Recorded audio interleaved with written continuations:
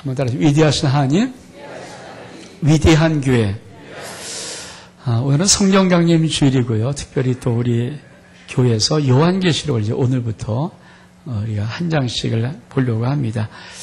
요한복음부터 우리가 한번 작정하고 매주일마다 한 장씩 왔던 이 말씀이 오늘은 드디어 마지막 신약 성경의 마지막 책인 요한계시록까지 왔습니다. 여러분, 요한계시록 속에는 귀한 당연 하나님의 보화 같은 말씀들을 여러분 매 시간마다 큰 은혜로 하나님의 말씀들을 깨달을 수 있기를 주의 이름으로 축복합니다. 장별로는 일부 예배 때 들어보니까 원래 우리가 봉독한 본문이 뒷부분이잖아요. 근데 앞부분을 설명해야 되니까 설명하다 보니까 뒷부분에 조금 몇 개 못 나가서 오늘도 시간 되는 대로 한번 하겠습니다.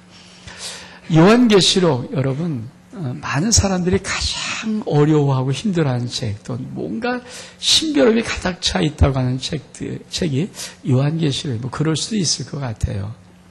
근데 지금은 요새는 한쪽에서 요한계시록을 정말 아주 단순하게 그리고 아주 정확하게 보는 또 하나의 신학자의 무리들이 있습니다. 많은 목사들도 참 요한계시록 풀기가 어렵거든요. 왜 여기 많은 이런 여러 가지 표징들이 많아요. 그걸 어떤 의미로 어떻게 해석하실 것인가 하는 것이 참 많은 고민거리고 또 그것이 많이 불확실한 같은 느낌이 들어서 목사도 선뜻 풀지 못하지만 여러분 요한계시록을 이제 한 장씩 하여튼 뭐 시간 되는 대로 이렇게 말씀을 보나갈 때 하나님의 귀한 음성들을 정확히 볼 수 있기를 주의 이름으로 축복합니다. 우리 한번 1장 1절 한번 이렇게 보겠습니다. 예수 그리스도의 계시라. 여러분, 이건 계시예요, 계시. 계시라는 것은 커튼을 열어놓는다는 뜻입니다. 그러니까 쉽게 말해서 요한계시록은 닫혀있는 책이 아니라 열려진 책이죠. 근데 많은 분들이 사실 요한계시록은 지금 목사일지라도 쉽게 풀지는 못하는 것은 많은 상징들이 있고 환상들이 있어요. 이걸 어떻게 해석할지, 어떻게 풀어나갈지 또 많이 푸들렸거든요. 10불 나오는 걸 가지고 잘못 풀다가 이후 10나라가 되면은 아마 죽을 종말이 오나 보다 생각했는데 지금 이유는 27개 나라가 뭉쳤어요. 그러니까 지금 막 상상이 다 틀려 나가는 거죠. 그러면서 이 요한계시록이 아차 싶으면 또 혼동의 책으로 바뀌는데 사실 요한계시록은 아주 단순한 계시의 책입니다. 계시란 것은 뚜껑을 여다 닫혔던 커튼을 열어놓다는 거예요. 여러분, 이 요한계시록 여러분이 말씀을 시간 들을 때마다 여러분 명확한 하나님의 귀한 계시가 여러분의 심령 속에 풀어질 수 있기를 주 이름으로 축복합니다. 그래서 뭔가 요한계시록 보면 뭐 어두컴컴하게 뭔지를 모르는 것이 아니라 명백한 아버지의 목적과 뜻, 그 나라가 여러분 가운데 이루어지기를 주 이름으로 축복합니다. 자, 이 요한계시록은 어떤 시대에 썼는가? 뭐 사도 요한이 쓴 것은 정확한 것 같고요. 그렇죠? 그리고 이 기록연대가 AD 95년이에요. 이것도 신학자들이 보통 성경의 기록연대를 좀 약간 몇 년을 두고 보는 게 있거든요. 몇 년부터 몇 년 사이, 요 사이일 것이다. 심한 경우는 어떤 20년 차이 나는 것도 있고 10년 차이 나는 것도 있는데 요한계시록의 모든 신학자는 공통적으로 AD 95년경에 기록한 책이라고 다 동일하게 봅니다. 그러니까 AD 95년경에 기록되었어요. AD 95년은 어떤 시대였는가? 왜 요한계시록 하나님은 기록하기로 원했고 이 사도 요한에게 이 계시를 주었는가? AD 95년경에 사도 요한이 요한계시록을 기록할 때 그 시대는요, 이런 시대입니다. 로마 황제는 도미티아노스 황제가 있는데 이 황제는 아주 무서운 정책을 썼어요. 그것이 뭐냐면 황제 숭배 정책을 썼습니다. 황제는 신이다. 이 정책을 쓴 거예요. 가장 누가 힘들까요? 세상 사람 힘들지 않아요. 황제가 신을 숭배하면 되니까. 근데 크리스찬들은 하나님만이 신이거든요. 유일신이거든요. 하나님만이 신이라고 하는 그들에게 황제가 신이라고 말하는 황제 숭배는 얼마나 힘들까요? 우리가 보통 일반적으로 이렇게 생각합니다. 저도 그런 생각 많이 했어요. 가장 기독교를 박해한 자는 네로 황제라고 생각을 합니다. 그렇죠? 로마를 불지르면서 그걸 기독교에 씌워갖고 어마어마한 뻔했던 네로 황제. 근데 네로 황제는요, 로마 안에서만 그걸 핍박을 했어요. 근데 도미티안 이 황제는 기독교 있는 뿐만 아니라 자기 로마가 힘을 다하는 모든 지역에 이 황제 숭배 사상을 가지고 탄압하기 시작했습니다. 그래서 가장 광범위하고 가장 많은 사람의 가장 힘든 일을 했던 것이 바로 이 도미티안 황제 시대입니다. 기독교인들은 절대 받아들일 수 없죠. 여러분, 만약에 이걸 받아들이면 여러분은 살 수 있을지 몰라요. 황제를 숭배하면서 신으로 섬길 수 있을지 모르고 생명 부지할지만 하나님께 배교함을 통해서 버림받는 거잖아요. 근데 만약에 이 황제 숭배를 안 하면 반드시 큰 핍박을 받고 종국엔 처형을 당하게 되어 있어요. 그 처형이 십자가의 처형과 화형이 대표적이고요. 목베임 죽는 것도 꽤 많고요. 하여튼 그런 것들이 옆에 있는데 양자택일의 이 기독교의 갈등이 얼마나 힘들까요? 그런 것에 외부적인 그런 큰 어려움이 있는 이 시대 속에 AD 90년 그런 시대 속에 내적인 어떤 어려움인가? 우리가 지금 요한 2서 3서를 보면서 요한서를 보고 계속 신약 뒷부분을 보면서 신약 속의 가장 큰 이단이 뭐냐면 영지주의입니다. 이 이단들이 교회의 순결과 거룩성을 다 더럽히는 거예요. 그러니까 외적인 박해가 오고 아차 싶으면 생명 내놔야 되고 내적으로는 이단이 일어나서 거짓 교사가 일어나서 교회를 계속해서 쑥대밭 만들고 이런 위험 속에 사도 요한은 그 교회를 지키지도 못하고 밤모섬으로 유배되어 간 겁니다. 밤모섬은 뭐 밀레드에서 한 60km 떨어진 섬인데 그냥 돌섬이라고 그래요. 그러니까 죄수를 갖다 놓는 것이죠. 전설이라면 이런 말이 있으면 이게 진짜냐 아니죠. 전설이에요. 그래서 전설이라면 사도 요한을 죽이려고 끓는 물에 집어넣어 버렸대요. 근데 안 죽더래요. 그래서 할 수는 안 되겠다 싶어갖고 묶어갖고 섬 아무 나오지 못하게 섬 가운데 집어넣어 버린 거예요. 여러분, 교회는 핍박을 당하고 유일하게 한 명 사도인 요한은 그 밤모섬에 유배당하고 있고 그 지도자는 사라져버렸고 여러분 어떻게 됩니까? 그래서 그때 많은 사람들의 궁금증이 이거예요. 사도 요한의 가슴에 있는 궁금증이 이거예요. 이렇게 심한 박해 속에 이렇게 내적인 귀한 그 어려움 속에 교회가 승리할 수 있을까? 교회가 살아날 수 있을까? 여러분, 우리가 감기 정도 걸려서 인생 죽을 생각 아무도 안 해요. 심각한 위기를 만나고 정말 어려우면 사람들이 동일하게 궁금증, 퀘션 마크가 있습니다. 과연 내가 이 어려움을 이겨낼 수 있을까? 이런 힘든 위기 속에서 정말 내가 다음 시간을 기대할 수 있을까? 이런 느낌. 이게 AD 95년경에 요한계가 썼을 때 당시의 시대의 환경이에요. 모든 사람들에게 궁금증이 겁니다. 교회가 과연 다음 세대를 맞이할 수 있을까? 교회 속에 미래가 있을까? 교회가 정말 존속할 수 있을까? 살아남을 수 있을까? 이 험한 박해를 이겨나갈 수 있는 교회의 힘이 정말 있을까? 답은 뭘 것 같아요? 요한계시를 왜 하나님이 썼어요? 교회는 승리할. 아멘? 여러분, 요한계시 결론은 하나예요. 처음부터 끝까지 마지막까지 요한계시 하나를 말하고 싶은 거죠. 교회는 승리해. 여러분이 승리함을 믿기를 축복합니다. 여러분, 어떤 어려움, 어떤 환경, 어떤 문제, 어떤 것들이 여러분이 인생의 앞을 막아서 아무리 강하게 막아놓을지라도 하나님의 자녀는 승리합니다. 아멘? 이 복 받기를 주의 이름으로 축복합니다. 그래서 그걸 계시로 열어준 거예요.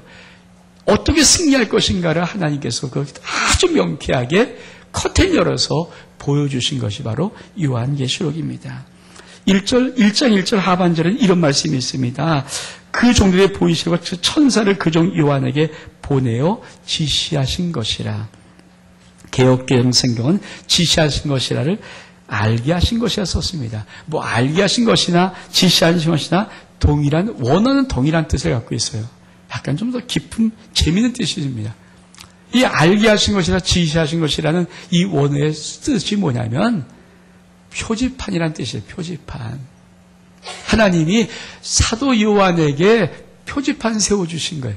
표지판이 뭔지 아시죠? 여기, 그렇죠? 자, 서울역 화살표 하면, 서울역이 이쪽으로 가면 되는구나. 쭉 가다가 대구 가까워왔다는구나. 광주, 강주가 가까워왔구나. 표지판이에요, 표지판. 어느 길을 갔대요. 길을 가다가 무슨 표지판이 있으면, 여기는 여기로 가면 어떤 건물이 있겠구나. 이거 알 수 있는 표지판이에요. 그렇죠? 표지판이 바로 계시록입니다. 표지판을 보면 뭐예요? 정확하게 목적한 길, 목적한 데를 잘 찾아갈 수 있습니다. 여러분, 요한계시록 어렵게 쓴 게 아니에요. 사실은 명쾌 썼는데 과거는 이걸 어떻게 풀지를 몰랐어요. 그리고 미래적인 사건만 계속 풀다 보니까 어떻게 됩니까? 계속 꼬이는 거예요. 왜 힘들었냐면 요한계를 강의하던 많은 사람들이 그러니까 유럽연합이 통합되기 전까지 전부 다 열불을 그렇게 봤거든요. 통합의 분위기가 일어나면 통합된다. 하나, 둘 모이기 시작하면서 드디어 9개, 한 나라만 되면 드디어 10개 되는가. 그럼 지금 끝나오겠나. 웬걸요? 10개 된 다음에 12개 되고, 17개 되고, 20개 되고, 27개가 돼버리니까 할 말 아무것도 없는 거예요. 이상하네. 그러니까 그런 거 아니에요. 그러니까 요한계시록은 정확하게 표지판입니다. 그래서 여러분이 요한계시록 들을 때마다 하나님이 지금 어떤 일을 우리에게 보이려고, 어떤 우리 인생을 목적지로 삼으려고, 어떻게 우리 인생을 가게 하려고, 이런 표지를 해놓고 나는 것을 명쾌하게 볼 수 있기를 주의 이름으로 축복합니다. 또한 3절에 보니까 이렇게 말씀합니다. 이 예언의 말씀을 읽는 자와 듣는 자들과 그 가운데 기록한 것을 지킨 자들이 복이 있나니 때가 가까움이라. 그렇죠. 요한계시록은 예언서죠. 예언서. 묵시문학이죠. 예언이에요. 그러니까 요한계시록의 모든 말씀은 예언입니다. 예언이라는 말이 뭔지 아십니까? 하나님이 어떤 목적과 뜻을 갖고 계세요. 그래서 반드시 이루시려고 그 목적과 뜻을 갖고 있는 그것을 자기의 종들에게 말을 하는 거예요. 이 말을 해서 이 말을 들었던 종이 그렇죠. 하나님 백성에게 그 말을 선포함을 통해서 아버지의 목적과 뜻을 이루어가게 하는 것이 예언입니다. 예언은 뭐라고요? 하나님의 목적과 뜻이 있어요. 근데 그 뜻을 완성하려고 해요. 근데 어떻게 합니까? 하나님이 혼자 슬쩍 이루는 것이 아니고 반드시 하나님이 사랑하는 종들에게 그 뜻과 목적을 가르쳐줘요. 그럼 이 사람은 자기만 아는 것이 아니라 그걸 하나님의 모든 백성에게 계속 말을 합니다. 하나님이 이런 목적을 갖고 있고 이런 뜻을 갖고 있어. 그래서 우리가 힘을 합쳐서 하나님의 역사를 이루자. 그래서 힘을 합쳐서 이루는 것. 이게 예언이에요. 예언은 반드시 그 목적을 이루어가는 것입니다. 여러분 이 축복이 있길 주님을 축복합니다. 그래서 이 요한계시록은요. 하나님이 어떻게 당신의 귀한 나라를, 귀한 뜻을, 귀한 목적을 이루시는가 아주 명쾌하게 기록한 책입니다. 여러분 요한계시록을 한 장 한 장 여러분이 읽을 때마다 그런 명쾌한 아버지의 목적을 이루신 역사가 있기를 주의 이름으로 축복합니다. 그래서 뭐라고 말하면 이 예언의 말씀을 읽는 자가 복이 있고 듣는 자 복이 있고 그 가운데 기록한 것을 지키는 자가 복이 있습니다. 이 예언은 듣기만 하면 안 되는 거예요. 그것을 행하여 지킬 수 있는 축복이 여러분 삶 속에 있기를 주의 이름으로 축복합니다. 4절에 보니까 이렇게 말합니다. 요한은 아시아는 7 교회에 편지하노니. 요한은 아시아의 7 교회에 편지하는 거예요. 그러니까 요한계시록 뭐예요? 편지예요. 편지. 아시아 7 교회에 한 편지. 아시아 7교회 뭡니까? 11절을 보니까 너 보는 것을 책에 써서 에베소, 서머나, 버가모, 두아디아, 사데, 비라델피아, 라오디게아 7교회에 보내라. 요한계시록은 이 아시아 7 교회에 보낸 편지입니다. 편지는 뭐가요? 반드시 수신자가 있어요. 수신자가 뭡니까? 7 교회인데 7 교회는 사실 지금 우리의 교회를 말하는 거예요. 제가 성지순례 갔다 올 때 정말 터키를 가면서 깜짝 놀랐던 것이 이거예요. 이 7 모든 교회가 터키 서부에 있거든요. 터키는 어떤 나라입니까? 이슬람 순위파가 98%, 99%가 있는 나라가 터키, 이슬람 국가예요. 전 궁금한 점이 있었어요. 정말 현지에 가서 이 터키 이 글을 보다가 정말 궁금한 게 뭐냐면 왜 하나님 요한계시록 마지막 책에 에베소 교회 워낙 유명하니까 알겠어요. 사도 요한이 신부했던 교회니까 그거 인정하겠어요. 근데 솔직히 말해서 버가모, 서모나, 두아디아, 사데 이 교회들이요 고린도 교회나 빌립보 교회나 이런 교회보다 유명하지 않아요. 골로새 교회 성경에 있잖아요. 빌립보 교회 있잖아요. 갈라디아 교회 있잖아요. 그런 교회보다 사실 유명하지 않아요. 근데 왜 하나님께서는 왜 7교회를 지정해서 보냈을까? 제가 그곳에서 그물을 갖고 있다가 정말 소름이 확 끼치는 충격을 받았어요. 진짜 아버지 멋있어요. 하나님 진짜 멋있어요. 왜? 여러분, 교회는 뭡니까? 교회는 세상 속에 있는 거예요. 마지막까지 세상 한가운데 있는 것이 교회입니다. 하나님이 절대 교회를 낙원 가운데 온실 가운데 두신 적이 없어요. 세상 모든 비반에 물어치는 한가운데다가 두신 거지요. 여러분, 이 요한계시록 7교회가 마지막에 하나님의 모든 교회를 상징해. 왜? 7교회만, 그 당시 7교회만 썼다고 하면 우리 볼 필요 없잖아요. 근데 마지막 모든 교회거든요. 왜? 어떻게 하는가? 2장 3장에 보면 7교회 나오는데 7교회 맨 마지막에 이런 말씀합니다. 성령이 교회들에게 하시는 말씀을 들을지어다. 아니, 에베소 교회 말하고, 그것을 에베소에게 말했다면 성령이 에베소 교회에게 하신 말씀을 들을지어다. 이렇게 쓰면 돼요. 그런데 그렇게 안 씁니다. 성령이 교회에게 하신 말씀을 들을지어다. 그러므로 7교회는 모든 교회를 대표할 수 있는 교회죠. 근데 여러분, 모든 교회를 대표하는 교회가 왜 빌립보에 있지 않냐. 빌립보는요, 지금 그리스도군요, 98%가 예수 그리스도를 믿어요. 금이종 98% 종교가 기독교예요. 동방교이지만 기독교. 하나님 믿고 예수를 부인하지 않아요. 근데 이 터키 쪽에 있는 아시아 7개는 지금도 여러분 생각해보세요. 2000년에 AD 95년에 이걸 쓴 것입니다. 역사가 2000년이 흘러가는 거예요. 어떻게 이 터키의 서쪽이 끝까지 2015년까지 이슬람 국가의 한복판에 있는지를 어떻게 하나님이 알으셨을까요? 그래서 소름 끼친 거예요. 와, 정말 깜짝 놀랐어요. 주님, 솔직히 고린도가 유명하잖아요. 고린도 전서가 얼마큼 긴데요. 사대보다 훨씬 더 유명한 교회 되는데 왜 걷다가 말씀 안 하시고 거기는 그리스에 있거든요.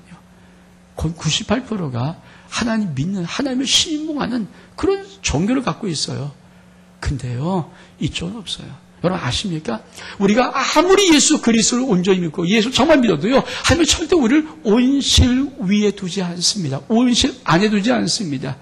오늘도 믿음의 사람들, 모든 사람들은 하나님 앞에 가장 강력히 비바람 부는 이 세상 한복판에 두는 거예요. 그것에서 하나님은 영광을 이루실 거예요. 아멘? 여러분 인생 속에 비바람이 분다고 쩔쩔매지 마시죠. 우리가 어차피 예수 그리스도를 믿고 죽을 때까지 예수를 아무리 믿어도 우리의 인생은 온실 속에 난초가 아닙니다. 여러분 아십니까? 온실 속의 난초는 10만원에 팔릴지 몰라도 저기 바닷가에 있는 그 절벽에 있는 풍랑 같은 거는요, 값을 매길 수 없을 만큼 비쌉니다. 비바람이 불어치고. 그 맞아요. 여러분, 하나님은 절대 당신의 백성, 당신의 교회를 이 세상 한복판에 두시지, 어떤 안전한 곳에 두지 않아요. 정말. 이걸 알기까지 저도 참 많이 오래 걸렸어요. 전 예수 그리스도의 믿음은 비단결인 인생을 처음 그렇게 믿었어요. 예수 믿으면 다 비단결인가 보다, 다 전쟁보다 다 좋은가 보다. 근데 예수 믿어도 안 되는 게 많더라고요. 그러면서 하나씩 깨달은 게 하나님은 절대 예수 그리스도 믿는 어떤 사람도 아주 낙원 같은 비단결이 두지 않아요. 오히려 가장 비바람 불고 가장 눈보라 몰아치고 가장 풍랑이 나는 한복판에 두면서 거기서 하나님은 그 심령을 통해서 영광을 받으시는 위대한 일들을 감당하십니다. 아멘? 여러분 인생 지금 힘듭니까? 이루시길 축복합니다. 하나님이 그곳에서 역사를 이루실 것입니다. 영광을 나타내실 것입니다. 아멘? 아멘?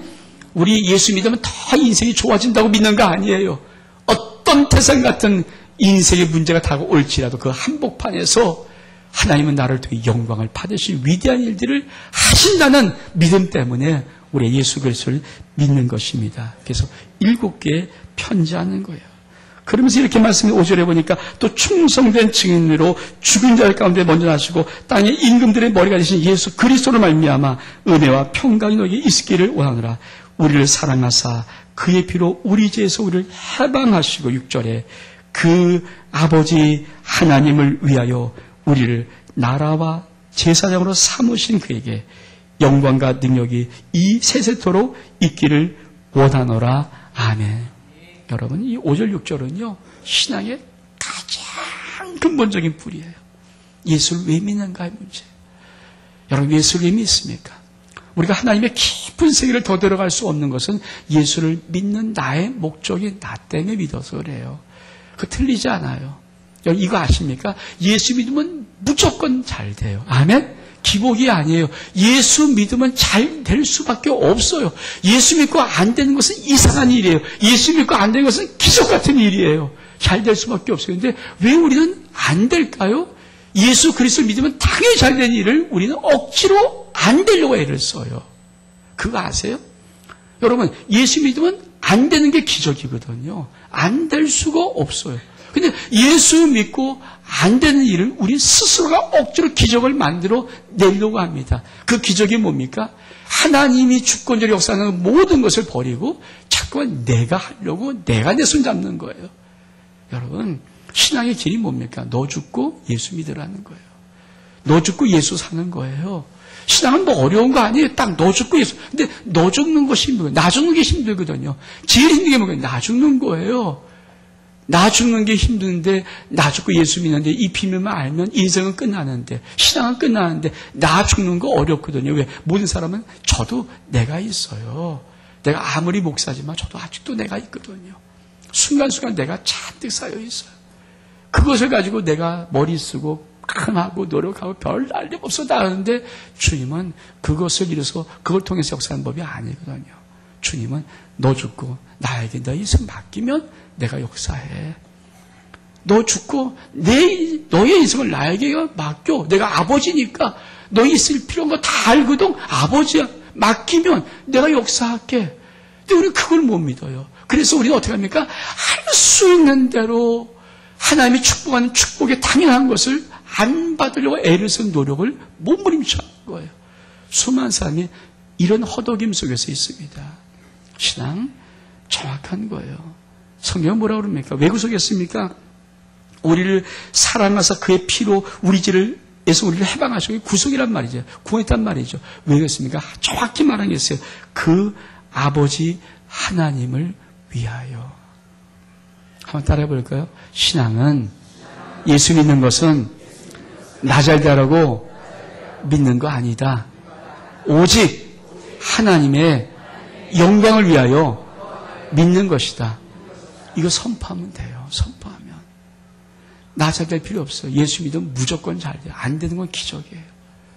여러분 인생 예수 잘 믿고 한 번만 좀 지나가주면 여러분 자녀는 가만히 있어 그냥 잘 돼요. 정말 안 되는 법 없어요. 한 시대만 더 지나가서 3대만 믿으면요. 하늘의 복이 뚝뚝 떨어져요. 정말 수없이 와요. 4대까지 간다? 가만히 있으면 그냥 쫙쫙 열려요. 걱정할 거 없어요. 정말 잘 돼요. 근데 왜 내가 자꾸만 나 스스로 하나님이 나를 도와주고 나를 사랑하고 나를 축복하는 모든 것을 내가 신뢰하지 못하고 자꾸만 내 힘으로 움직이는 내 발통을 걸거든요. 내가 자꾸만 내 인생을 내가 컨트롤하거든요. 자꾸만 내 인생을 내가 주인 삼아서 끊임없이 오늘도 이렇게 하고 내일은 저렇게 하고 계속 엎어치고 맺히거든요. 근데 하나님은 그거 원하지 않습니다. 내가 진짜 네 아버지가 많이 나 신뢰해. 내가 예수 그리스도 나의 아들 독생자를 너한테 죽여서 너를 주고 너를 살린 거 너 정말 믿니? 그럼 나 신뢰해. 야, 내 아들 너 죽여서 너 사랑했는데 그 사랑값이 최고지. 그거보다 귀한 게 뭐라고 내가 너의 인생 아끼냐. 이게 주님의 계속적인 우리를 향한 음성이에요. 그래서 믿음은 뭡니까? 한번 정확히 갖는 거예요. 아멘? 믿음은 정확히 갖습니다. 어떻게 합니까? 하나님 아버지를 위한 거예요. 오직 하나님의 아버지 하나님의 영광을 위해서 여러분 믿음 생활하기를 주님을 축복합니다. 그러면 주님이 알아서 여러분 인생, 가정, 자녀 모든 것들을 주님이 알아서 복 주세요. 왜? 주님이 이렇게 말씀하십니다. 그 다음에 뭐라고 말씀하십니까? 이렇게 6절을 그러니까 그 아버지 하나님을 위하여 우리를 나라와 제사장으로 삼으신 그에게 우리를 뭐라 삼아요? 나라 삼았어요. 우리 안에 궁극적인 목적 하나가 있는데 그게 뭔지 아십니까? 우리를 세상에서 하나님 나라로 보여주고 싶은데 나라가 뭡니까? 하나님이 통치하는 곳이에요. 여러분 하나님이 통치하는 그것을 보여주고 싶은 거죠. 그게 나라예요. 여러분 우리나라 대한민국은 누가 준가? 민주주의 국가예요. 그렇죠? 법이 통치해요. 그러니까 뭡니까? 자유로워요. 근데 저기 김정은 저 북쪽에 우리 디무장 DMZ 4km 떨어져 저 북쪽에 가면요. 거기는 김정은이 통치한 나라예요. 괜히 졸다가 죽어요. 졸지 마세요. 절대 북한 가면 졸면 안 돼요. 졸다가 죽었잖아요. 그렇잖아요. 졸다가 죽는 건 어떻게 해요. 여러분 그거 아세요? 통치가 거기는 30몇 살밖에 안 된 걔가 통치하는 거예요. 생각해 보십시오. 2015년이에요 지금. 인권이 여기 인권 이게 얼만큼 강화된 이 전세가 그거 움직이는데 그 나라 그 동토의 땅은요 30살 먹은 그 친구 가만히 버티고 있으면서 졸면 죽입니까? 졸 수 있죠 여러분. 이 세상에 제일 무거운 게 눈꺼풀이라는데 그렇잖아요. 눈꺼풀이잖아요 여러분. 졸으면 어떻게 해요? 졸 팡팡팡 쏴도 잔대요. 왜? 얼만큼 졸음을 이기는 것이 힘들면은 요새 도로마다 있으니까 졸면 죽는다. 그래도 졸아요. 정말이에요. 사고의 대부분 졸면서 한다. 그만큼 졸음인데. 여러분, 통치라는 게 뭐냐 아십니까? 하나님 우리를 향해서, 우리 예수니까 우리를 향해서 가장 하고 싶은 게 뭘까요? 우리를 나라로 만드는 거예요. 원종민을 하나님께서 이 세상에 딱 세우면서 이 세상 모든 사람들에게 원종민을 통해서 하나님 나라가 무엇인지 보이고 싶은 거예요. 하나님이 통치하는 나라가 나거든요. 나를 통해서 뭘 보이고 싶은 거예요. 교회를 통해서 그걸 보이고 싶은 거예요. 이게 우리 하나님의 꿈이에요. 꿈. 하나님이 통치하는 나라, 지배하는 나라, 얼만큼 멋있는 나라, 얼만큼 광활한 나라, 이걸 보이고 싶은 것이 그래서 우리를 나라 삼는 거예요. 근데 여러분 이거는 아버지의 원래 꿈이었어요. 이 말은 출애굽기 19장 4절부터 6절까지의 말씀을 따온 거거든요. 우리 하나님께서 출애굽기 19장 4절 6절이 뭐냐면 이스라엘 백성을 애굽에서 이끌어낸 다음에 이스라엘 백성 200만 250만 애굽에서 끌어낸 다음에 노예상에서 끌어낸 다음에 우리 하나님이 작정하고 말하시는 것이죠. 내가 너를 왜 애굽에서 업어서 이끌어낸 줄 아니? 정확하게 너희가 내 말을 잘 들으면 내 제사장 나라가 되고 너희는 거룩한 백성이 될 거야. 이게 하나님의 목적이었어요. 이 말씀을 한 번도 바뀐 적이 없어요. 한 번도. 여러분, 제약이 뭡니까? 하나님이 우리에게 은혜를 줘서 통치를 해서 이 세상성에 내보낼 때 나라로 세우는 거고요. 여러분 가운데 하나님의 사랑을 정말 많이 받아서 이 세상의 아픔과 문제와 모든 것들을 놓고 돌아서 하나님께 쓸 때는 이게 제사장이에요. 제사장은 여러분의 모든 것들, 이웃의 모든 것들, 민족의 모든 것들을 끌어안고 여기서 가라앉고 이걸 돌아쓰기만 하면 제사장이 되는 거예요. 하나님이 두 개를 세웠습니다. 그 아버지 하나님을 위해서 우리를 나라로 세우시고 제사장으로 세우셨습니다. 아멘? 여러분이 세상에 기죽이는 게 아니에요. 세상이 여러분을 지배하는 게 아닙니다. 우리는 나라로 이 세상에 선포하는 거예요. 하나님이 통치할 위대한 나라가 무엇인가를 보여주는 것입니다. 그래서 아까 제가 말한 것처럼 절대 망할 수 없어요. 여러분, 당신 통치한 나라 망해놓고 뭘 보여주겠다는 겁니까? 못 보여줘요. 그래서 망하지 않는 거예요. 그래서 예수 그리스도를 만나면 반드시 잘 될 수밖에 없는 게 다른 거 없어요. 지금 중국 여러분 그렇잖아요. 지금 벌써 미국과 견주는 나라가 되거든요. 세계를 지금 지배하거든요. 이 중앙선이 세계 중심 국가라는 나라 아닙니까? 근데 여러분 중국 그렇게만 보생했죠. 저는 솔직히 20년 전 중국 좀 들어가 봤거든요. 그때부터 들어가 봤거든요. 솔직히 말해서요. 중국 그렇게 해요.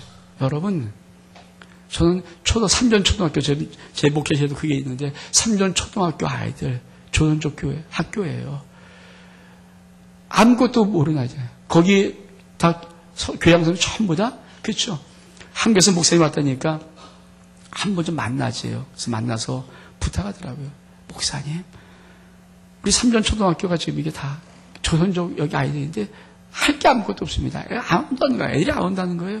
중고학교가 많이 되는데 그게 뭐 해주겠으니까 컴퓨터실 하나 만들어주세요. 물론 컴퓨터 비쌌어요. 근데 14대를 한 교실에 설치해줬어요. 컴퓨터 만들었어요. 전 참 그 장면 진짜 또 그러니까요. 전교생의 문부터 쫙 이열로 종대하고 손 흔들면서 정말 열렬히 환영하고요. 공산당 서기가 와 있더라고요. 그리고 선생들이 자발적으로 스스로 여기 못했던 줄에 이렇게 붙여있는 그 교실에서 애들을 복음성 가르쳐 율동 가르쳐서 우리를 그렇게 해주더라고요. 충격받았어요. 여러분 그 정도 나라였어요. 교양선생님 월급이 5만 원. 중국 교양선생님 초등학교 교양선생님 7만 원. 우리나라 7만 홀 7만 원 받는 그런 나라. 지금은 우리나라 와서 여기서 여기까지 싹 주세요. 이런다잖아요. 명동 가면 아시면 명동 가면 중국 사람 판이잖아요. 우리나라 사람 가면 그냥 쳐다봐요. 왜? 우리 어차피 시간 1시간 동안 쇼핑하고 하나 살까 말까 하거든요. 중국 사람은 여기서부터 여기까지 다 주세요. 다 닫는 거예요. 다 닫는 쭉쭉쭉. 누구와 고객이겠어요? 우리 고객 아니에요. 중국은 명동은 처음부터 무조건 사람 지나면 중국말 던져보고 반응이 없으면 일부만 던져보고 그리고 반응이 없으면 아 이제 한국 사람인가 보나 한국말 던져보는 거예요. 어서 오세요. 근데 오시지 않아도 괜찮아요. 왜? 별볼 없으니까. 이렇게 해서 그게 중국 속에 주기양막이 무너지면서 복음을 받아들인 결과예요. 1억 3천 이 가정교 합쳐서 1억 3천만 명이 있는 그 나라. 하나님 어떻게 축복하십니까? 축복이에요. 나라면 나라. 하나님이 통치하는 나라예요. 여러분 스스로가 하나님의 나라임을 믿기를 축복합니다. 우리가 교회 아닙니까? 우리 교회가 아버지 나라예요. 그래서 세상이 뭡니까? 나라로 쓰는 거예요. 여러분 절대 지지 마십시오. 결코 낙망하지 실망하지 마십시오. 우리 어디가 나라로 쓴 겁니다. 한 나라 시시하잖아요. 시시하다면 우리 한 나라가 벌써 옛날 끝났죠. 시시하지 않습니다. 정말 멋있고 아름다운 나라 뿐만 아니라 제사장입니다. 우리가 왜 하나님의 사랑을 부는 자십니까? 너 많이 하나님의 사랑 받아서 제발 좀 그 많은 사랑들을 나눠주려는데 그들의 아픔과 슬픔과 어려움들 가슴에 품고 돌아서서 아버지 부르면 이게 제사장이에요.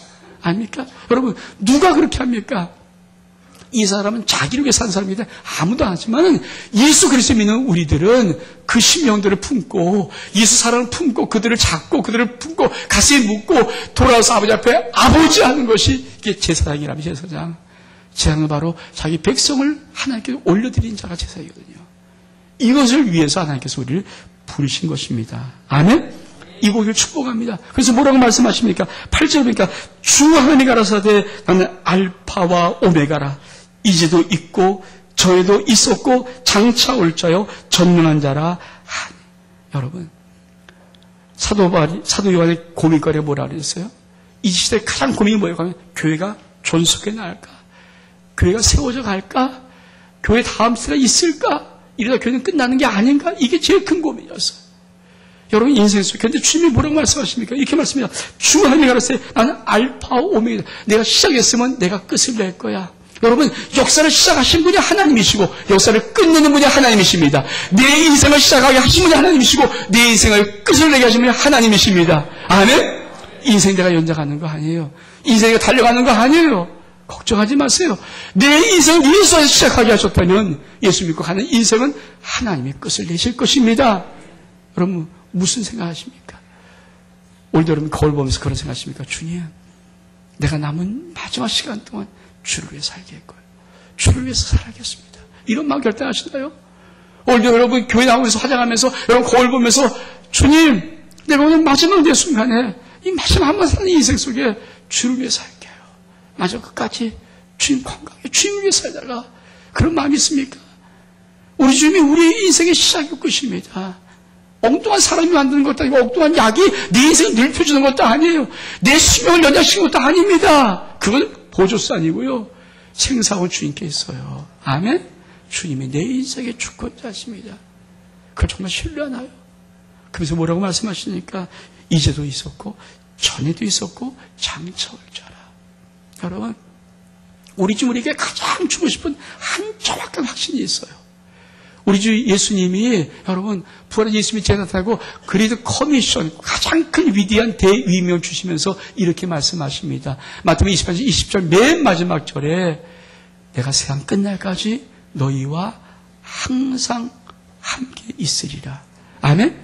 내가 세상 끝날까지 너희와 항상 함께 있을 거야. 여러분 이게 얼마나 큰 위로되냐 아십니까? 지금 이들이 힘들고 어려울 때 여러분 교회가 존속할 수 있는 건 뭐예요? 하나님이 안 보이는 거예요. 예수님이 안 보이는 거예요. 없는 것 같아요. 근데 이제도 있었고 지금 있지 전에도 있었어. 장차 올 자인데 그분이 전능하신 분이야. 이 말은 쉽게 말하면 그 말이에요. 내가 너 떠나지 않았어. 내가 너와 함께 있어. 아멘? 그러면서 슬쩍 뭐 보여줍니까? 10절 보면 여기까지만 갈게요. 10절 주의 날에 내가 성령에 감동하여 내 뒤에서 나는 나팔 소리 같은 큰 음성을 들으니 가로되 너 보는 것을 책에 써서 에베소, 서모나, 버가모, 두아디아, 사데, 빌레피아, 라오디게아 7교회에 보내라 하시기로 몸을 돌이켜 나더러 말한 음성을 알아보려고 하여 돌이킬 때 7 금추대를 보았는데 여러분 아세요?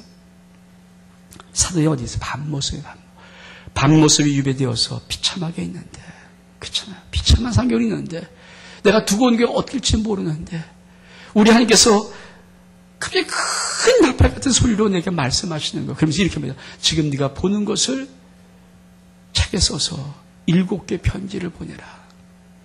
여러분, 그 음성이 들리니까 사도 요한이 그 큰 음성이 뒤에서 나는 거예요. 나팔이 큰 음성이 나니까 몸을 돌이켜서 도대체 이 큰 음성을 낸 사람이 누군가를 돌이켜보는 순간에 뭘 봐요?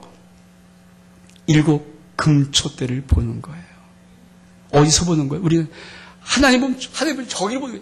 하늘을 보지 않으면 저기를 생각하잖아요. 근데 뭡니까? 사도 요한이 자기가 있는 밤모섬에서 돌이키는 순간 여기서 7 금촛대, 그 금촛대를 보면서 하나님의 영광의 보좌를 보는 거예요. 영광의 보좌가 어디 있었다고요? 바로 뒤에 있었어요. 그거 아십니까? 여러분 인생에 가장 힘들고 가장 어렵고 가장 외롭고 가장 답답하고 가장 슬플 때, 정말 도대체 내가 어떻게 할지 모르고 정말 답답함을 혼자 갖고 있을 때, 여러분 아세요? 뒤돌아보는 순간에 거기에 주님이 세상 끝날까지 너와 항상 함께 있으면 그 말씀을 지키기 위해서 거기에 하나님의 영광의 보좌로 계세요. 아멘? 아멘? 이 믿음의 길 축복합니다. 이 믿음이 있어야 되죠. 그래서 믿음의 사람들이 이걸 보는 거예요. 환상을 보면 이게 아니에요. 돌이켜보는 순간에, 몸을 돌이키는 순간, 이 뭡니까? 내가 요 앞에서 요거 돌이켰다는 거, 돌이키는 순간에 갑자기 7 금촛대를 보여요. 어딘가 유배된 밤모습 그 뒤에, 요한 바로 뒤에 하나님의 영광의 보좌를 갖고 계세요. 아십니까? 여러분 인생의 삶의 바로 그 자리 뒤에, 여러분의 모습 뒤에, 등 뒤에 여러분 하나님은 영광의 보좌를 갖고 계십니다. 우리를 떠나지 않아요. 떠나지 않습니다. 이 복이 여러분 삶 속에 있기를 주의 이름으로 축복합니다. 일어나겠습니다. 우리 보좌 앞에 모였네. 보좌 앞에 모였습니다.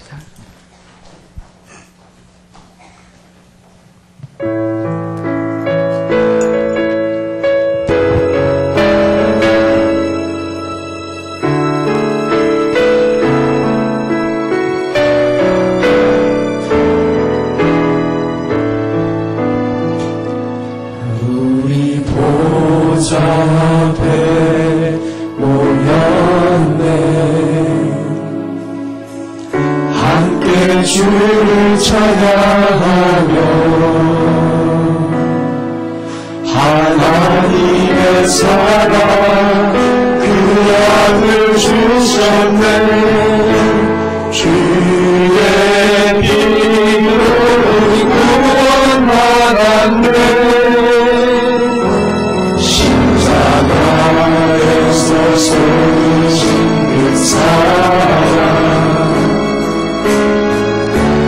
다시 못가게 울려 한 나라와 조소 내 성마원에서 구원받고 경배이네.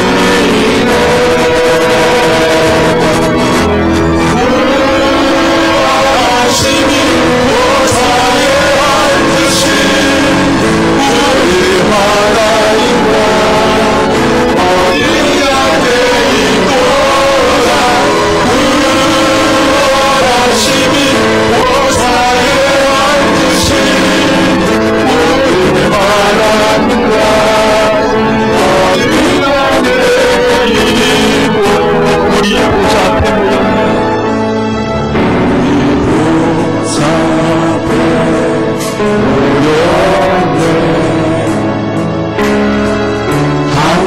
주를 찬양하며 하나님의 사랑 그 아들 주셨네. 그의 피로 구원받았네. 십자가에서 쏟으신 그 사랑 강같이 온 땅에 울려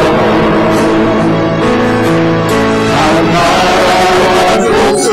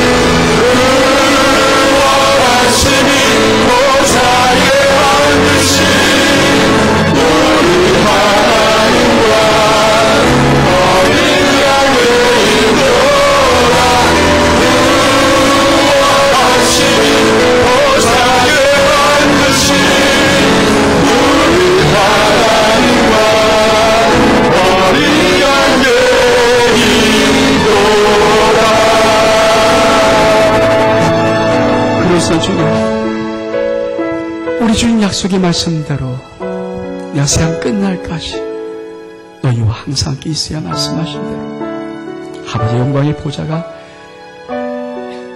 내게 있습니다. 내가 뒤를 돌아보기만 하면, 내가 몸을 들이고 뒤를 돌아보기만 하면 거기에 영광의 보좌를 가지고 계십니다. 주님, 우리 이 땅을 살아가면서 때로 수없이 많이 힘들고 어려울지라도, 낭만과 절망이 있을 답답할지라도, 외로울지라도, 하나님, 어떻게 될지 무엇인가 근심을 열과 우리의 삶을 몰아칠지라도, 하나님, 우리 주님은 어제나 오늘과 영원토록 동일하신 그 주님은 내 안에, 내 곁에, 내 앞에, 내 뒤에, 내 옆에 영광의 보좌로 나와 함께 계심을 찬양합니다. 영광 받으시옵소서. 예수 그리스도의 이름으로 기도하옵나이다.